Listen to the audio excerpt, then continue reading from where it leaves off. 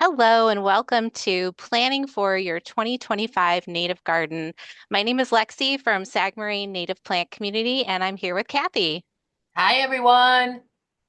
We're super excited to bring you this presentation this evening. We get so many questions about how to do intentional landscape design with native plants, and so we wanted to put this presentation together to give you some ideas to think about as we are in the middle of the winter months and need to plan for our native gardens for next year.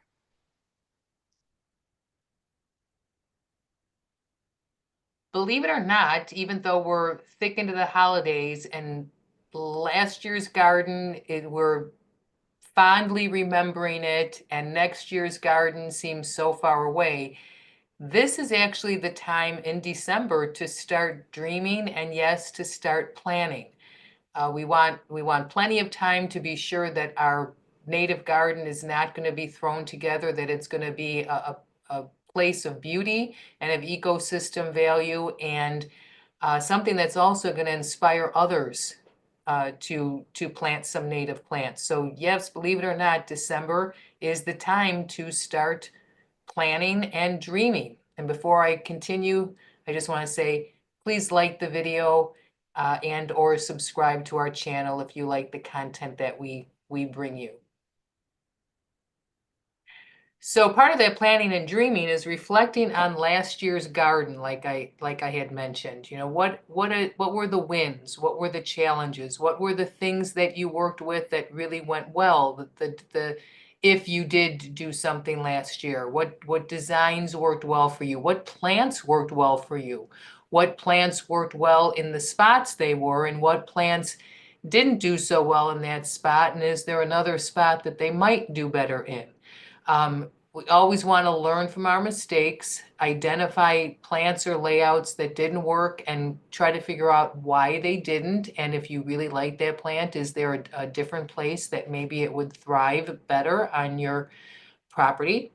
Adjust the soil or the spacing or the sunlight exposure based on last year's observations. And embrace what you love. Keep really focus on what were the elements that really brought you joy in your garden.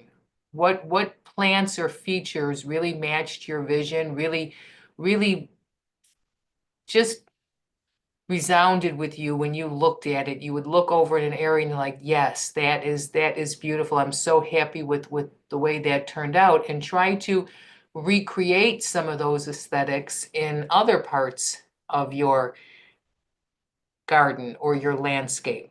But I do really want to stress, especially if you're just starting out with planting native, I really want to stress planting small areas versus everything at once. I know that, believe me, when you start planting native and you start seeing the beauty and the life and the excitement, but yet the peace that comes to your landscape, it's very tempting to want to kind of go wild and do it all and say, oh my gosh, I want to do the rest of it because this is so amazing.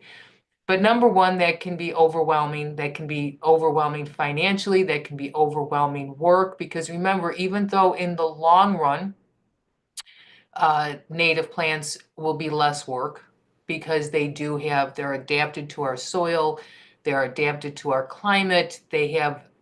Most of them have very large, deep root systems, which make them able to withstand periods of drought, and need less supplemental watering. But that takes a couple years. The first couple years, these plants are babies. They're working on developing those roots. So it's always kind of nice. So you have one section that has babies. The other sections, the section you put in last year, well, next year it's not going to need as much water. So now you can put in another section of babies that are going to need more water. And by next year, those guys aren't going to need as much water. And the ones that you planted last year, they're really not going to need water. So to keep it more manageable, do smaller sections so you have less care and don't feel overwhelmed, because we want to keep this. This is such a vital thing that we're doing, adding ecosystem, trying to right some of the wrongs that have been unintentionally done to our environment over recent decades. but we also want to keep it fun and enjoyable so that we can appreciate all of the beauty that we're creating. But another reason why we really want to consider, especially if you're new at this, planning smaller areas versus everything at once, is because it's so important, like I said in the previous slide, to learn from past, I don't even want to say mistakes. Maybe they weren't a mistake, but maybe, you did something, or you arranged something or used certain plants that you're just not a fan of, and now you want to try something different in this area, or you love what you did in that area and you want to recreate something similar in this area. So until you get some years of learning behind you and seeing what you really do and don't like, it's always good to start slow so that you can learn from what you did last year or the previous year.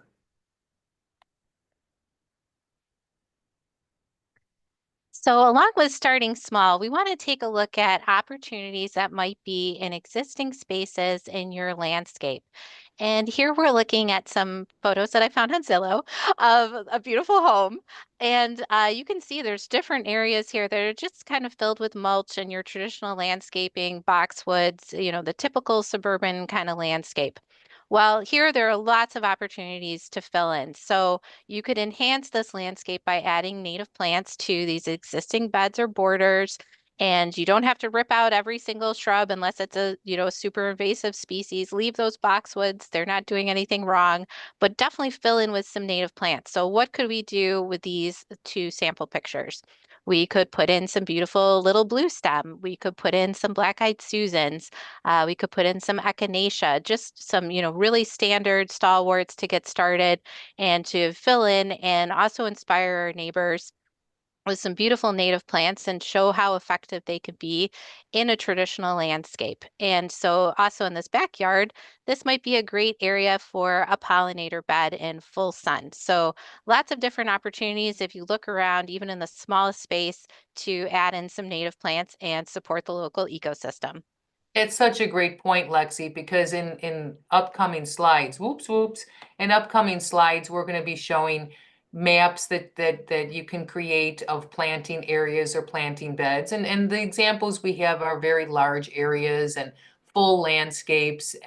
But don't be overwhelmed by that, because again, we're just doing that to show examples. But you can take that much smaller scale and use these maps to maybe fill in a much smaller area, like in the picture on the photo on the right, that area where you have all of that mulch and just a few little boxwoods that are trimmed like a little square hedge. Look at all that area that could be plants added, and you could leave those boxwoods there as a green backdrop for the low growing or ground covered native plants that you put in front of it. So you don't have to like redo everything in your landscape. You can just add to in small sections.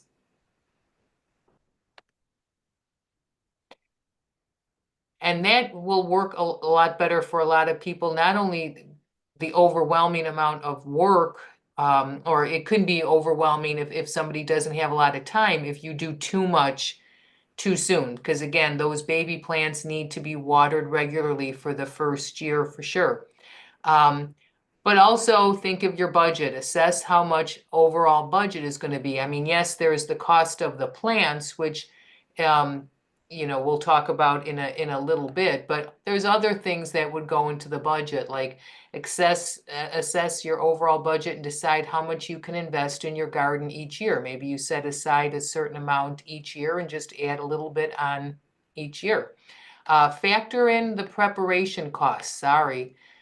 Factor in the preparation costs. This would include expenses for like preparing the bed, like we see here. Then, are you going to have to get a sod cutter to remove lawn, or are you going to have to remove any shrubs or anything like that? Are you going to have to pay somebody to remove something really big and wieldy? Do you have like invasive species or something that you need to have removed, and then you're going to use that area? So, add that to the cost.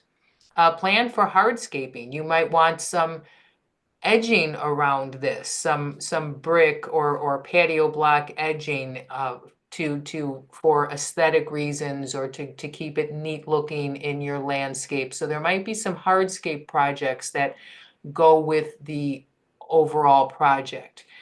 And I want to say, if you're looking for somebody to do some of that work, like remove natives, invasive species, especially if you have a large area or if you want some hardscape put in, you really want to start making those calls early. Start making those calls in January because a lot of those landscapers that do that, they really book up quick, and you probably would get them in next year. But if you want somebody to come out in March or April to so that you can be ready to plant this spring, you need to call them in January if you don't want them to say, oh, we have an opening in June, and you're like, oh, I wanted to do this in April. So it's never too early to start making those connections and those calls.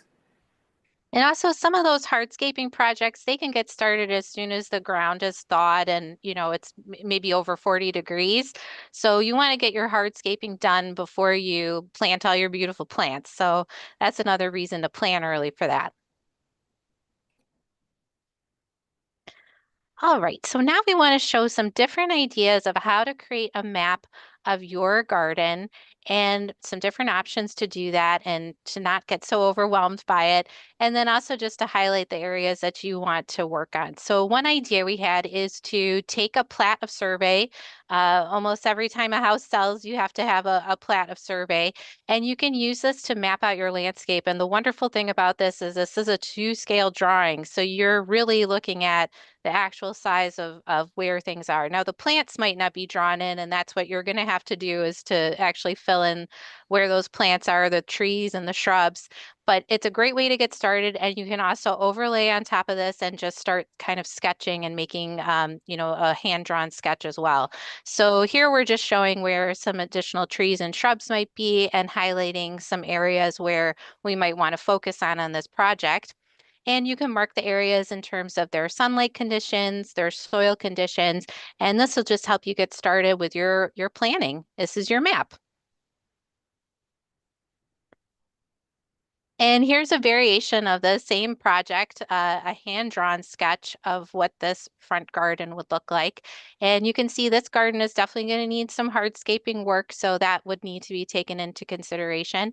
But this would be considered kind of a bigger project. So to work on something in this scale, definitely you need some planning, and you want to think through the size and the quantity of plants that you're going to need. Also here, that looks like there's some English ivy that needs to be removed. So combination of different factors going into here, but this map will help us with these tree circles and you can see in the middle of the drawing, that's showing your light. So you're getting shade from those trees, but then there is going to be some sunny areas around it. And that can also help you plan for which plants are going to go where.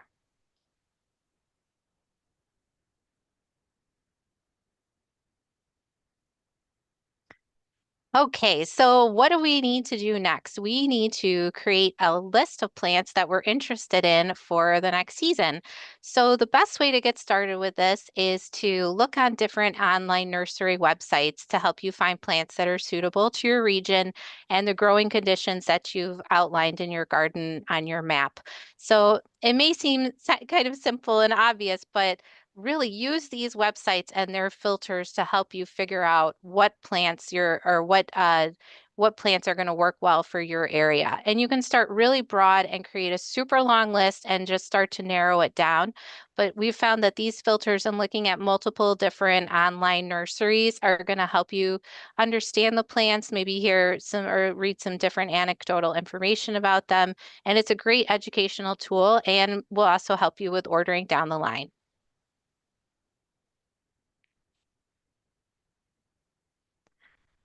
Okay, so here we're showing an example from Prairie Nursery, which is a very well-known online native plant retailer, and just kind of how we walk through and use the different filters and categories on this site. So we've got a little video here just walking you through the filters. Um, Kathy, is it playing on your side? Let's see. There we go. All right. So here we're just showing that you can select from different categories like forbs, grasses. You can pick from different soil types. Here in our area, we definitely have heavy clay, let's say we're looking for some plants with full sun.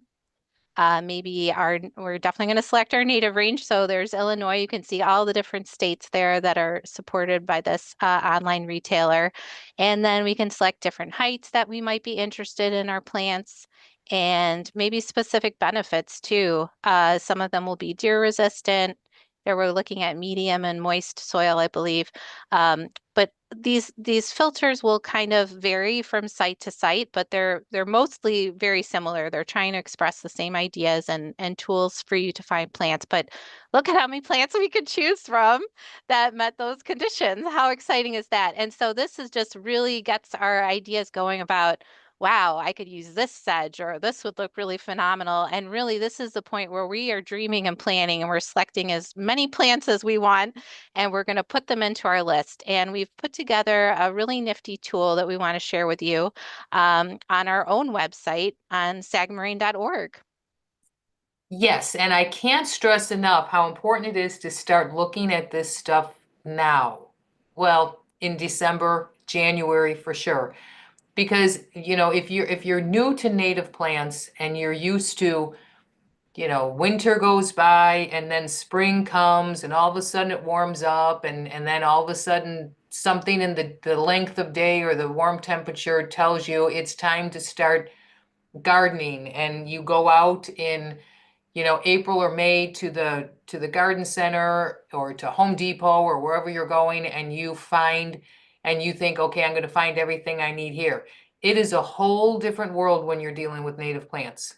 And we'll talk in a minute about, the different places that you can get native plants.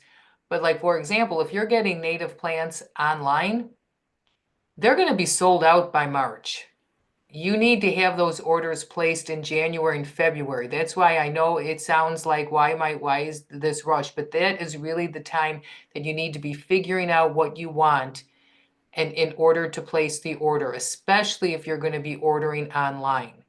So yes, like Lexi said here, and every different place, whether you go to online retailers or organizations like ours who are trying to give information about these different native plants, here is the native plant selector on our website that we're always trying to um, add to and improve upon and add more features. But here you can see that we have our own. Ours is more with bullet points, and you can see different photos on different ones.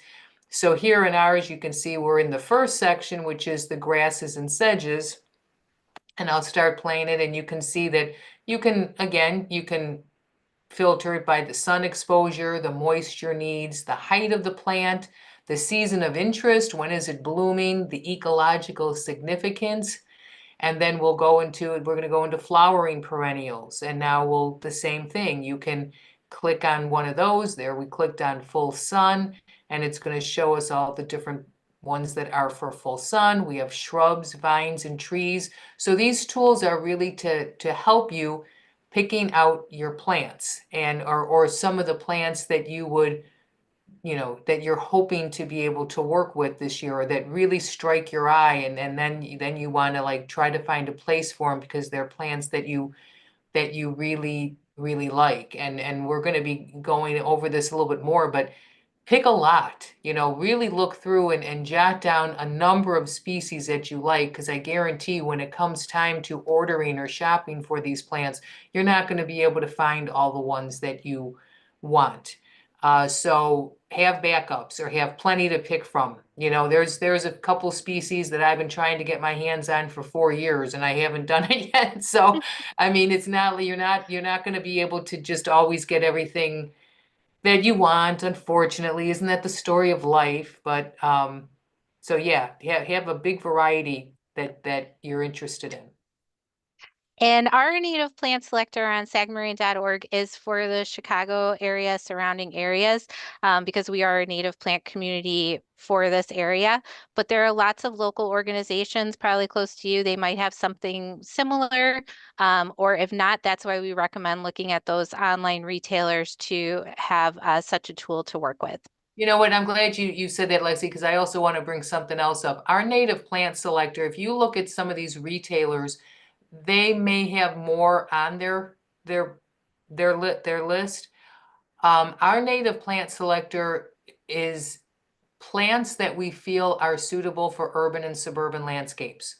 So if you're concerned about not knowing too much about these plants and you don't want something that's going to get too tall, you don't want 8-foot plants in front of your house, or you don't want plants that are going to be falling over the sidewalk, or you don't want plants that are overly aggressive that are going to take over everywhere. I mean, our view at Sag Moraine is all native plants are beautiful, all native plants contribute greatly to our ecosystem, but not all native plants look aesthetically pleasing in smaller urban and suburban landscapes. And only if our landscapes are aesthetically pleasing are we going to encourage others to work with native plants also, and therefore really make a big difference in our ecosystem. So what we have done is we have vetted native plants for whether or not we feel that they are suitable for smaller urban and suburban landscapes. So that will set the Sag Moraine native plant selector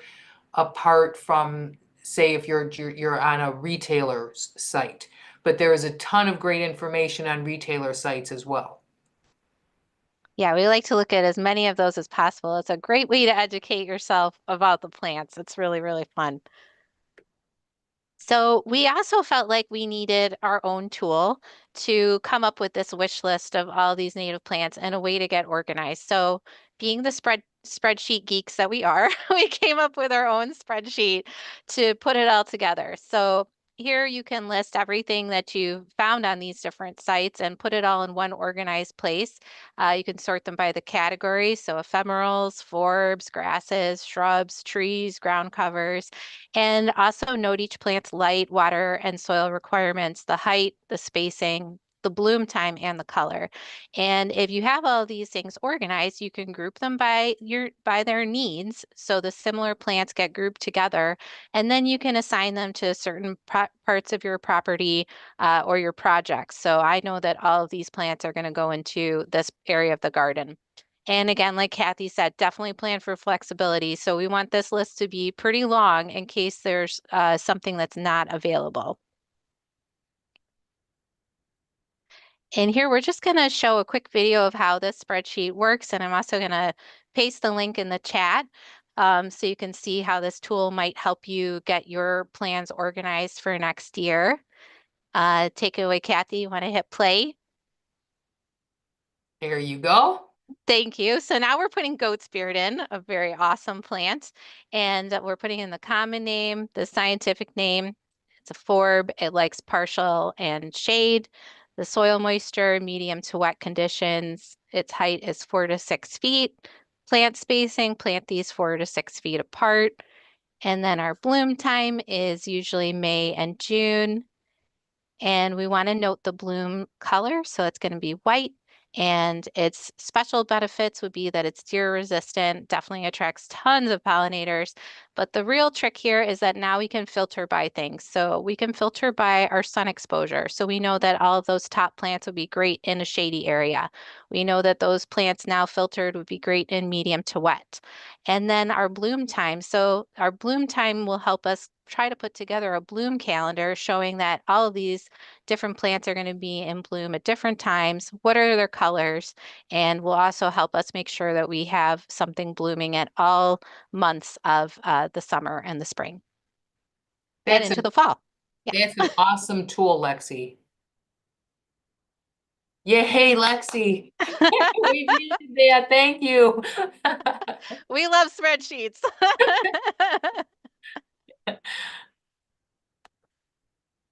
Okay, and then now let's talk a little bit about creating the design. You've picked out, you've looked at your site, you know that you have an area that's like, say, wet with part shade, and you have another area that's regular medium moisture and full sun. So you know your areas. You picked out some plants that you like for those different site conditions.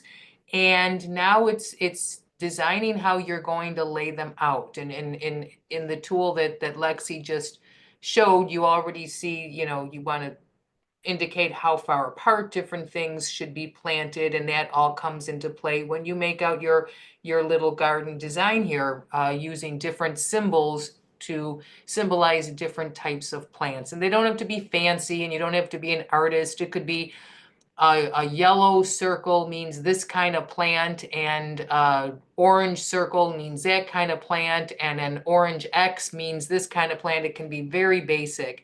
And again, don't be freaked out by the large scale of some of these garden designs that we're showing you.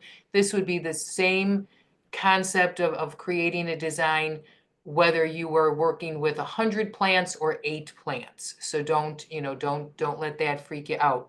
But sketch your design. Create a rough layout showing beds, pathways, and plant placements. Estimate the plant quantities that you'll need in the area that you have. And we're going to be doing another video where we talk specifically about placement and how far apart to plant things. And we're going to be sharing some tools that are very helpful in figuring that out. If you know that you want blue hyssop in this area, well, how many do you need? How close should you be planting them? And therefore, how many do you need? So we're going to be doing a separate presentation specifically on spacing. And you want to layer vertically, use your ground covers. There's many beautiful ground covers, and then use middle height and taller things, or your shrubs in the back. So create depth, short to tall in the back, and create texture. Have things that are stiffer, more mounded, and some other things that might be more movement oriented or flowing, maybe like a grass or a very soft foliage plant. Consider the mature heights. Don't just, really, take a look at what some of these plants, what is the height supposed to be? And if it says 4 to 6 feet, you want to plant that considering it's going to be 4 to 6 feet tall. And you don't want to have that in front of another plant that's going to be 2 to 3 feet tall, because you won't see that. So really pay attention on that spreadsheet to what the heights are as well. And yeah, so plan your placements. You want to prevent the tall plants from overcrowding or shading out the smaller ones. And here's another photo. Again, big area, but this is just for example of creating a legend of different easy symbols for different types of plants, figuring out how many you think you would need, and then sketch it out like this. This can be very helpful. And another time that this can be very helpful is if you keep this little map. As you learn these plants, you'll know these plants, and when they're coming up, you're going to know it. But the first year, or as you're just getting used to these guys, when they start to come up next year, you're going to be like, is this a weed, or is this that plant that I planted last year? Having this map is going to really help you remember what you did. Because I don't know about you guys, but I don't know what I did yesterday, let alone what I did last garden season. So this really helps you know what the heck you were up to in your nature delirium out there last year. Yeah, it's crazy how far away it feels now. I June feels know. like a long way away. But wow, we are almost at January, and this is the time to be prepping and ordering, like we said. So we want to make sure we can get ahead of things and know where to get our native plants from, because you're certainly not going to find them in the big box stores. Nope. So where do we buy our native plants? There's two great options, and we have another third option that we're going to talk about a little bit later. But local spring native plant sales, these plants are often less expensive than the ones that you can buy online, because you're going to save a lot of money on shipping. The plants are usually grown close to your home and are of the same genotype.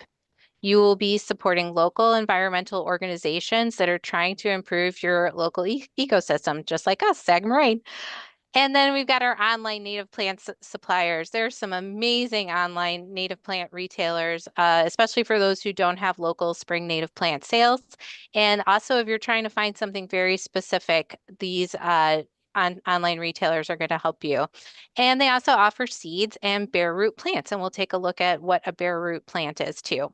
Can I just add to this? You, depending on where you live, you may have some garden centers, not really the big box stores, but garden centers that do offer some native plants. But don't assume that but most of them won't. Believe me, most of them won't. But there are a few around here that are popping up, just especially further west that are trying, that are, we're very happy to see that are starting to carry more native plants. But a lot of retailers, if they have a sign on their table that says native plants, most of the time, or a good portion of the time, they're cultivars of native plants. So you really want to be sure that it is the straight species. If you're looking to really plant native, and you want the straight species, just be aware. So, we've talked in the past, if something is a cultivar or a straight species. A straight species will simply have the common name and the scientific name. A cultivar will have a third name in single quotes, and that's the cultivar name. So you want to just be sure, because if there is a garden center that has a table and claims that they are native plants, just be sure that they are native, that they are straight species, if that's what you want. We're not saying that all cultivars are bad, but the straight species is better. And so you just want to know what you're getting. I'll shut up. All right, so ordering native plants online. These are three online retailers that are very close to our area, and we've ordered from before, and they're just great online retailers. And they'll also have options for people across the country. We showed in that example of Prairie Nursery that you can select all these different states, and they're going to show you what's local for your ecoregion. Both of those Prairie Moon and Prairie Nursery, I believe they're in Wisconsin and Minnesota. Um, so really, you want to find something that's close to you to find your native plants. So first of all, you want to find reputable nurseries. You want to find online sellers that specialize in native plants and they're focusing on locally sourced or climate appropriate species. You definitely want to prioritize plants that are grown without pesticides or from nurseries with ecological certification. So you'll hear this word neonicotinoid. Am I saying that right, Kathy? Neo. Neonicotinoids. That's it. So you'll see that on a very reputable native plant retailer will say that they, are there's no neonicotinoids. Sorry, I can't say that word. But again, source your native plants from a location that is near to your site as possible and ideally within your ecoregion.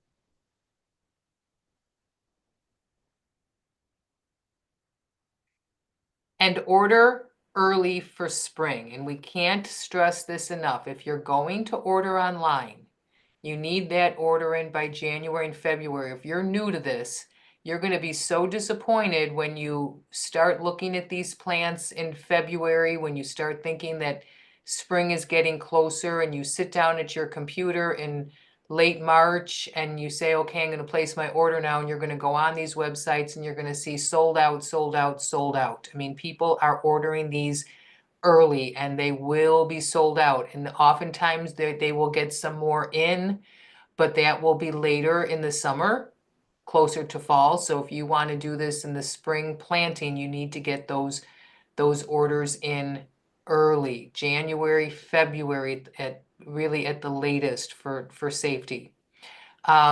Check your suppliers' timelines and look up your favorite native plant nurseries to find their spring ordering and shipping dates, because you also will want to designate when you want these plants shipped. Align with your local climate and choose dates that match your region's conditions for, planting conditions for like healthy plant establishment. So you want to, you know, be aware of when is the last frost date and so on. And watch for email notifications or updates from plant suppliers about shipping schedules and plant readiness. So they will keep you notified once you place your order about how your plants are doing and when they are going to be shipped out. And just to give you an example, here's the map, and this is a map of the normal last spring freeze date by region, by area. So you can see like where we are in the Chicago area, our last freeze date is, what did you say, Lexi? April 10th considered? Yep, April 10th. And I April just 10th. pasted the link in the chat, so feel free to look at this Awesome. tool. Awesome. And, it's not to say that we won't get a frost or something after that. Gosh knows it happens. Everybody has, you know, we kind of have a saying here that, you're safe after Mother's Day, but that's for your annuals and things you're putting in containers. These perennials you can put in the ground as long as there's not going to be a freeze, and you would need, multiple days of continuous frost to have a freeze. So we're pretty safe by the time we get to mid-April, and you can have your plants delivered and start getting them in the ground. Plant natives at the right time, monitoring the weather conditions and the best time for them to thrive. The good thing about like trying to get them in early in April if you can is getting those spring rains to help them become established. I mean, that is so helpful. Then nothing wrong with, if you have them delivered to you later, like late May or into June, but like around here, we've been having droughts in June. So, I mean, if you can get them in earlier when you get those beautiful spring rains to help them get established and spread out their roots as quickly as possible, that would be wonderful. And you can find your own average last frost date on the NOAA interactive map, which Lexi said that she put on in the chat to take a look at. Plant after the last expected frost date when possible. And also adding a layer of leaf mulch around the base of plants can help insulate the soil and protect the roots from temperature drops. So if you want to get them in early, but you think there is going to be some colder weather, the adding a layer of leaf mulch is a great option when those plants are young. And watering the soil, not the leaves of the plants, but the soil around the plants before a frost can help retain heat and protect the roots. If there is some, if you do have a cold snap and you're expecting a frost, go out and give the newly planted plants a little bit of water around the roots, and that will also help protect them if you're worried.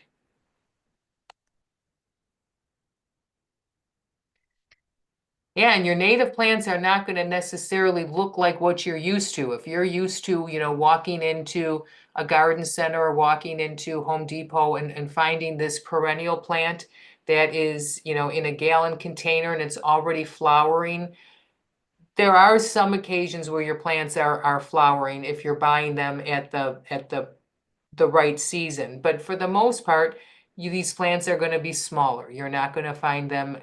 There are some that will come in gallon containers, but really in that case, I mean, all of the stuff that you see in the stores. I mean, that's a lot for show. That's a lot for what they're taking up table space in these garden centers. That's for show. That's to tantalize the buyer. What's really important about these plants is the root system. And believe it or not, plants that are smaller like this, that have a good root system, those big containers, the big gallon containers and stuff, most of the time you're going to find that those aren't very root bound in there. So they don't necessarily have a much more established root system than these plants do. So get them in the ground and they're gonna take off, so don't worry about that. But these are the different sizes that you will commonly see when you're purchasing native plants. The small plug size, like this one that is from Pizzo Natives. That's very common when people do restorations. There's nothing wrong with using the plug sizes in your home landscape as well. As you can see, they have good deep root systems on them. But most people, but usually they come in larger packs. And, most people, for a smaller landscape, don't necessarily want 12, you know, Monarda, so the individual container ones that are pint size, 3.5-inch pint sizes, are going to be the more commonly sought after ones for homeowners who want one of this, three of this, and two of that, or what have you. The third way that you can buy them is bare root plants, and you'll see a lot of bare root plants on the Prairie Moon Nursery website. So that is another option that is going to be a little bit less expensive, and certain species will be available in that. And basically what you're buying is the root, and you put the root in the ground and let it come up. Um, from what people have, I have not worked much with bare root plants. I don't know, have you, Lexi? Yeah, I planted some Canada anemone bare root and it was the strongest plant. I mean, it was really cool to see it come up. It was super exciting. But I did That's plant it in the awesome. spring. Yeah. It feels weird. You don't see anything above the ground, but so you've had good luck with bare root as well. Yeah, and the thing to note about the bare root is that the shipping for that is just so compact and small. It does need to stay refrigerated, so once you get it, you really need to either put it in the fridge or get it in the ground. But it saves a lot in shipping because you're not getting a whole tray of plants. Mhm. So if you live in an area, and we'll talk in a little bit about the spring native plant sales, but you know, we live in an area where we have those spring native plant sales. In fact, we throw a spring native plant sale. But a lot of people live in an area where maybe you don't have that. So your best option is mail order. And like Lexi said, this is a less expensive alternative to mail order by getting them bare root. We do have a question on chat too from Jen. Is it better to stick with shrubs, woody perennials earlier in spring? Would it mean is early spring a good time to plant them? Or I guess maybe the question is also, what about planting forbs in the spring? The best time to plant, whether you're planting your shrubs or your forbs, is the spring, is the early spring. Again, here, the earliest we should be doing it is that last freeze date, which here is April 10th. So look on the map for yours. That is by far the best time to plant, as well as the fall. Um, we've always heard that plants that like trees and shrubs, the best time to plant them is in the fall. And that's because we usually have all of that fall moisture, and the plants can go in the ground, get a lot of moisture, kind of go to sleep, kind of rest. And so that is a really good time to plant trees and shrubs. It can be a very good time to plant forbs too, but it's a little bit harder to gauge the first freeze or frost in the fall. So in the spring, we kind of rev up, but when you have a lot more leeway, like larger rooted trees and shrubs, they can withstand more than a tender forb. So, when do you plant them in the fall? I've planted plants in October. And when we had, the right weather, it was fine. Now, if we had had some like really bizarre, I mean, there's been years where we've had snow here on Halloween. If I had run into that, then I might have ran into some issues. I found that because I planted in the fall on a good year, that my plants that I planted in the fall did great because they got all of that fall moisture and all of that spring moisture. So they just did awesome. So the fall can be a wonderful time to plant, but the spring is always a wonderful time to plant. And the truth is the spring there's usually more available to you. And so that's a big concern. Even when we're planning our plant sale, we've been told by our, shrub supplier that, there will be more species available for us to offer in the fall than in the spring than there would have been in the fall. So usually there's going to be more available to you, and just plant them, whenever it's, not the first, when you're very safe of there not being a freeze, So did that answer the question? I think so. Or Yeah. did I just ramble, or did that answer the question? Because I ramble a lot too. No, I think that was great.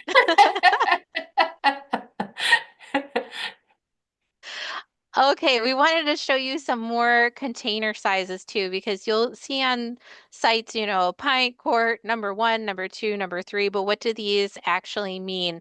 So typically, the higher the number, the more mature the plant, and it's going to tend to be a higher price. So all the way that number 25, that's a pretty mature tree. And then the number one, number two, number three, those are really typical sizes for our shrubs. So just to give you a little bit of a size comparison of how these look, you can see that pint all the way at the end. That's what we actually sell at our plant sale is the pint size containers, and then the shrubs will come in the bigger ones.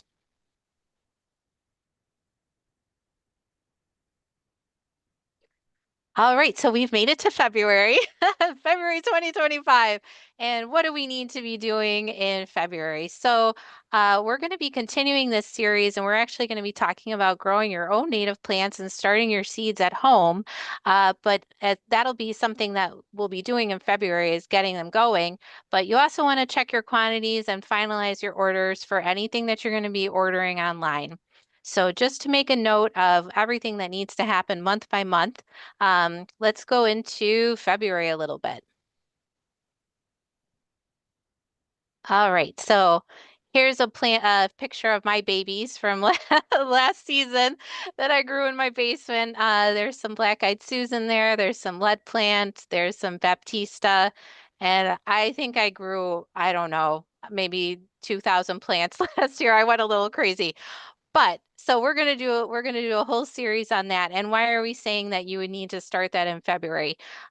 So all of the native plants have different cold stratification needs. Some of them need to be stratified, which means that they need to experience a period of wet, cold, like they would in the ground, and then they can be planted and then they will germinate. But so this is kind of an important thing that we have to do. They all have different timelines for that, and some of them have a very complicated germination schedule, which makes them harder to grow from seed. But there's lots that are easy to grow from seed. So that's why we want to do a series about this. And also for those on a budget or with a lot of area to cover, growing from seed is going to be a great thing to do. And it's also just a ton of fun to see what you can get to grow. So again, during February, we're going to be checking our plan needs, check that map, how many plants we think we're going to need. Finalize your orders while those plants are still available with the online retailers. And then if you do want to try growing from seed, you want to prep your indoor growing area. So you'll be setting up your grow lights, trays, and different soil for indoor seed starting, making sure you have ventilation. And then you're going to actually start stratifying your seeds, which is that cold treatment to make sure that they're ready to go.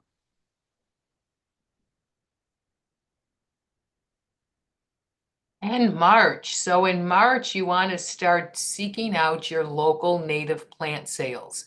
And again, these are, ordering online is a great alternative, especially if you're in an area that doesn't have local native plant sales. But if you have local native plant sales, that is just a great resource. You can see the plants before you buy them. They're usually less expensive. They are very much, when you consider what you save on shipping, because shipping of plants is not cheap.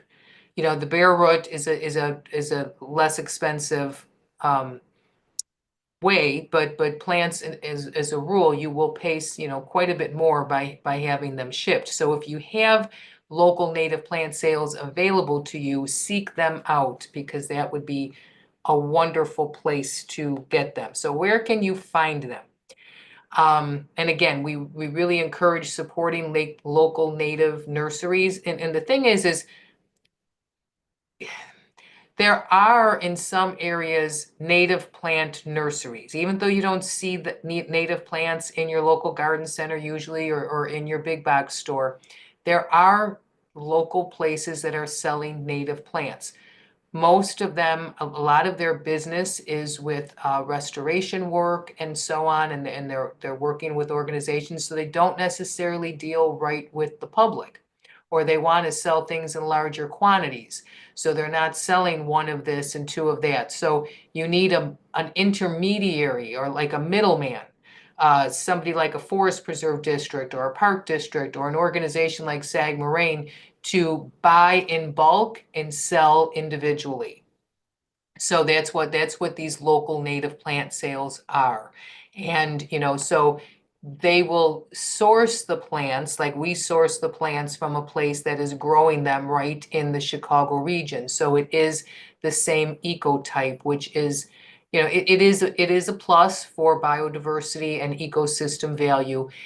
But I've also ordered plants from Prairie Nursery in Wisconsin. I mean, don't feel like, if you can't get them with your local ecotype because they're just not around, then, it's still best to get those natives in, even if they were grown in a different state. But as a rule, they recommend sticking with a state as close as possible. Like I would order from Wisconsin would be better than me ordering from North Carolina, say, or something. But still, regardless of where you order, getting native plants in is the best thing, regardless of where you get them. So, but you want to go to most states, if not all states, have a state native plant society. So look up your state, go on to, you know, um, Indiana Native Plant Society and look up their website. Like ours in Illinois is the Illinois Native Plant Society, and we go to illinoisplants.org. And in the spring,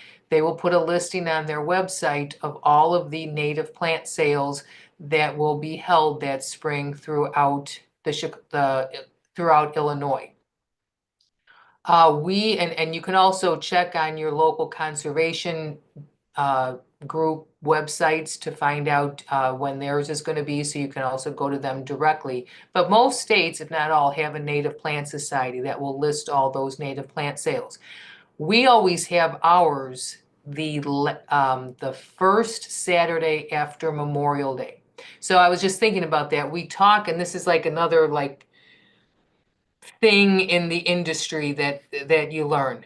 We talk about planting those plants early and trying to get them in the ground in April so they get those spring rains, but yet we have our native plant sale.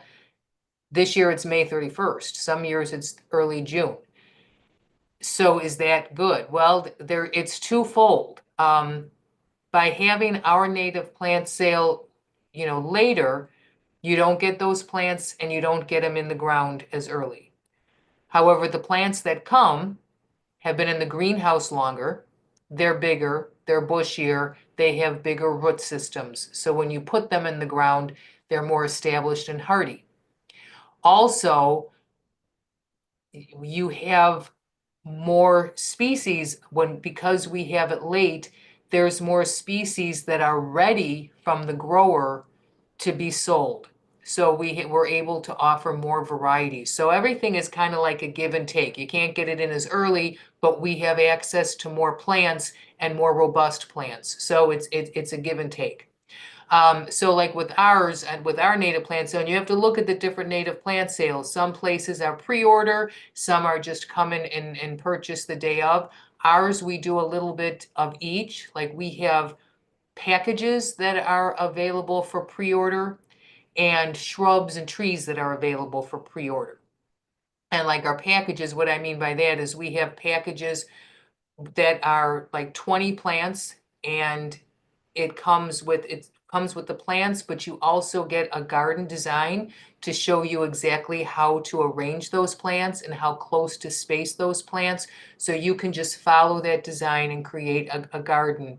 And we offer a 20 plant package that is, or we will be offering, that is for pollinator garden, part to full sun. And then we offer another 20 plant package that is a pollinator garden for full to part shade. But then we also we'll be offering what we call starter kits. And these don't have a design, but these are, you can get them in either 10 plant size or 20 plant size. And these are plants or groupings of plants that are, one of them is going to be native plants for a traditional landscape. So these are going to be all native plants that have nice mounded form. They stand straight up. They don't get too tall. They don't flop over the sidewalk. These are ones that would look beautiful in your front yard and for you to put into different parts of your landscape, like we mentioned earlier, where there's room. We also are going to be offering another one, 10 or 20 plant size that are plants, low growing native plants for people who don't want plants that get taller than 2 feet. So these are all going to be species that are low growing and again suitable for anywhere in your landscape, back or front. And then we also are going to offer a 10 plant package or starter kit this year that will be native plants for containers. So that's when those are pre-order along with our shrubs and all can be picked up the day of the sale. But then on the day of the sale, we have thousands of plants available for individual purchase that day. So we're kind of a combination of pre-sale and day of sale. So you look at the different native plant sales and different ones work differently. So go to your native plant society in your state, find all the different native plant sales that there are going to be in the spring, and then look up the website of all the different organizations offering those native plant sales to see how each one is working their sale. And if it's a day of sale, you want to make sure you plan on getting there early No, because people will line up at 7 o'clock in the morning to get in line to get shopping first. If there hasn't been like a pre-order or kind of an arrangement. So definitely have to get to these early. we had our native plant sale last year. We had, a couple years of beautiful weather, but then last year it poured during the entire sale. We thought for sure that nobody was going to come. We sold out. Even in the pouring rain, we sold out. I mean, and people are still there early. So yes, definitely, that's a great point, Lexi. If you want the most choice, get to wherever native plant sale you're going to. Try to get there early. All right. Wow. We're at the end of our presentation already. We could just talk about this stuff for hours. So thank you so much for joining us this evening. We want to keep bringing you content about being intentional with our landscape design and incorporating native plants, supporting our ecosystem, all of the beautiful creatures that we support with our plants. And we want to help give you the tools to do that. Feel free to get in touch with us via our website, sagmarine.org. Visit us on social media. And please don't forget to like and subscribe and share with your friends. Thank you for joining us, everybody.